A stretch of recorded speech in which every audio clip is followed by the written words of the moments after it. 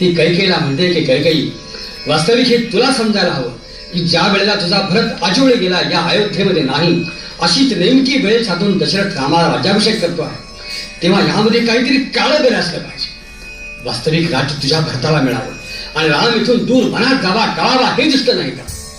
तुला स्वतःला हे कळत कसं नाही?